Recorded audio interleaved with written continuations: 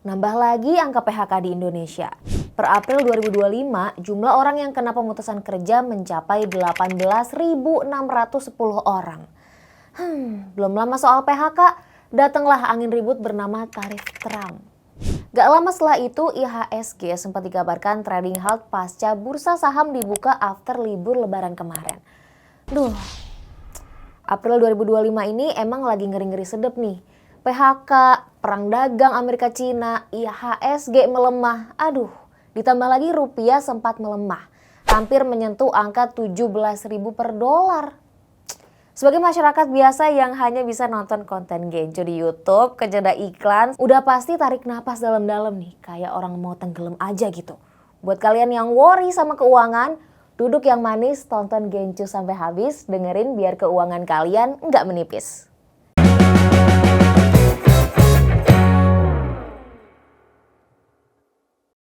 Di tengah-tengah kondisi yang nggak menentu kayak sekarang, emang bikin kepala puyeng. Tapi jangan gegabah dan jangan panik. Semua pasti ada jalan keluarnya kok. Indonesia itu luas, buka pintu, keluar kamar, kita masih bisa menghirup udara untuk bernapas.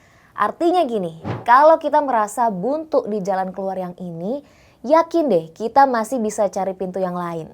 Optimis, berusaha, berjejaring, dan berdoa jangan lupa. Jadi, apa yang bisa kita lakukan di tengah-tengah kondisi ekonomi yang makin menghimpit sekarang? Pertama, hidup hemat. Kendalikan diri untuk tidak membeli barang-barang yang kurang beresensial untuk kehidupan lo saat ini. Sesuaikan dengan kebutuhan lo aja. Nah, abis itu hati-hati dalam melakukan sesuatu agar nggak terjadi hal-hal yang nggak terduga. Jaga kesehatan, jangan ceroboh kalau naruh barang. Apes-apes yang ada harus keluar biaya buat penggantiannya. Kurangin beban pengeluaran baru. Contoh paling sederhana adalah utang. Tapi kalau lagi ada utang, cicilan, atau pinjol yang lagi berjalan, selesain dulu nih sampai beres. Sebisa mungkin jangan sampai telat bayar biar nggak kena denda dan risiko gagal bayar. Ingat, pihak yang lo pinjemin itu kan juga butuh makan ya. Kalau lagi susah, jangan sempet-sempetnya bikin orang lain jadi ikutan susah.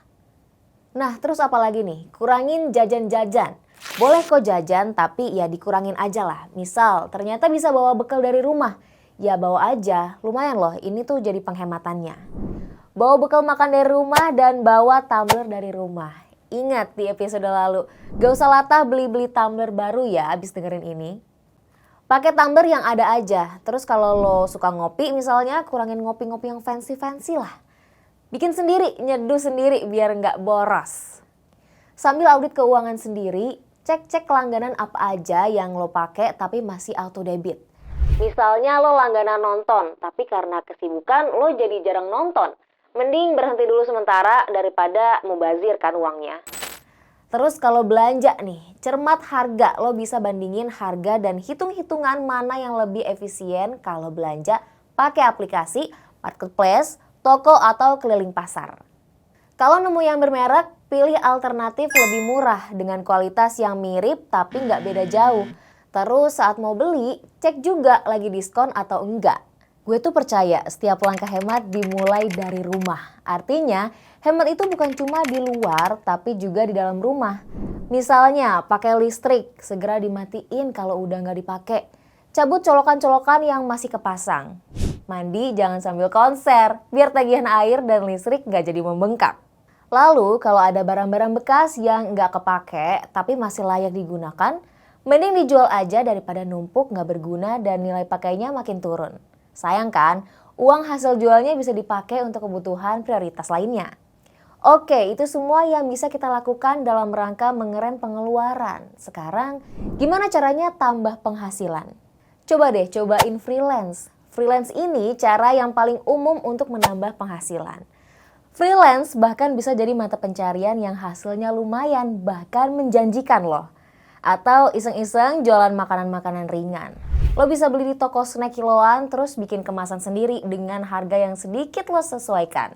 Dan lo jual ke teman-teman kantor atau online. Lo juga bisa nyoba part-time di sela-sela kesibukan lo. Misalnya di weekend atau sepulang kerja. Bisa ngajar jadi guru les, dosen, copywriter, atau kerja di kafe. Kalau lo punya keahlian, itu juga bisa menghasilkan uang. Misalnya desain, ngonten, nulis artikel, nyanyi, atau suka ngedance. Banyak medium yang bisa lo manfaatin.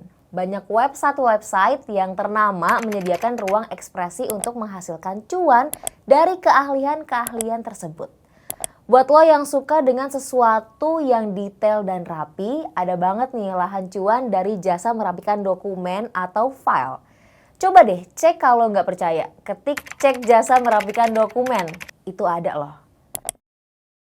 Perbedaan atau perilaku apa yang bisa kita lakukan supaya kita nggak gini-gini aja. Nomor satu adalah, sekali lagi seperti saya bilang, belajar lebih banyak hal. Jangan pernah menutup diri pada bidang lain dan merasa bahwa bidang Anda adalah bidang paling dewasa dunia.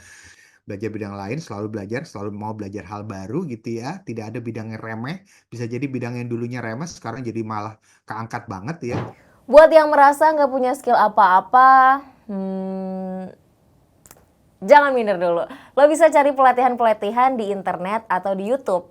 Misalnya fotografi, terus videografi, ngedit foto, ngedit video, belajar Canva dan sebagainya. Kalau udah bisa, skillnya bisa dijual kan? Lo bikin portofolio yang rapi dan profesional sambil iseng-iseng latihan. Terus lo tawarin deh di internet atau media sosial. Nah, kalau yang suka masak bisa nyari referensi resep-resep untuk bikin makanan kecil dan dibikin label sendiri.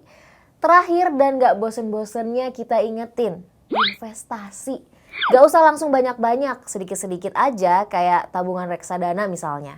Yang penting konsisten, jangan buru-buru dipetik hasilnya kalau masih belum perlu banget.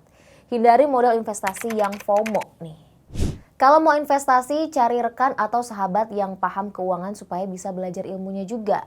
Pahami model investasinya gimana dan pahami risikonya juga. Pilih investasi yang cocok dengan kondisi keuangan lo saat ini. Investasilah kalau semua pengeluaran wajib udah terpenuhi. Jangan sekali-kali pakai dana yang sifatnya sementara. Sementara pakai ini dulu deh buat investasi. Jangan ya, Dek ya. Orang kaya punya mindset beda sih dengan orang yang bukan kaya ketika mereka berinvestasi. Jadi kalau orang kaya itu ketika mereka berinvestasi, fokusnya adalah uang hasil investasinya itu tidak untuk dikonsumsi tapi untuk diputar lagi ya. Jadi orang kaya itu ketika berinvestasi uang hasilnya itu diputar lagi. Orang miskin ketika dia berinvestasi, maka begitu dia dapat untung investasinya dia konsumsi. Orang kaya ketika dia berinvestasi, perilakunya adalah kalau bisa suatu hari nanti saya bisa hidup dari investasi ini dan membayar biaya hidup saya dari investasi ini. Sementara orang miskin dan menengah dia berinvestasi untuk apa? Untuk ya supaya tiap bulan ya ada yang saya sisihkan Pak Sapir, ada yang saya sisihkan. Tapi orang kaya fokusnya adalah dia menyisihkan uang untuk apa? Supaya suatu hari dia bisa hidup dari aset yang dia sisihkan itu. Perbedaan perilaku investasi miskin dan menengah dan orang kaya. Jadi miskin dan menengah umumnya cenderung takut mencoba investasi yang lebih beresiko dengan alasan itu beresiko. Kalau dia beresiko, nanti nilainya bisa turun, saya rugi. Orang kaya, dia tahu investasi ini ada resikonya, tapi dia belajar baik-baik, dia belajar benar-benar, kemudian dia masuk sedikit-sedikit dan dia tidak langsung masuk banyak. Dia masuk sedikit-sedikit. Orang menengah, mungkin kalaupun dia mau coba masuk investasi yang berisiko, dia langsung banyak, kenapa? Dia yakin sekali, tapi dia nggak hati-hati, dia nggak mau mengukur. Orang kaya dia pelajari benar-benar, tapi habis itu dia masuk, angkanya mungkin nggak besar dulu, dia ukur angkanya, habis itu pelan-pelan dia masuk lagi. Jadi dia masuk untuk belajar. Dalam kondisi badai, yang kita butuhkan sebenarnya bukanlah kapal baru, tapi kemudi yang kuat. Oleh karena itu, dibutuhkan strategi yang tepat untuk mengalahkan terpaan badai yang menghantam kapal kita. Semoga apa yang sudah disampaikan tadi bisa menjadi inspirasi buat kalian untuk bijak dalam pengeluaran di kondisi ekonomi seperti ini ya.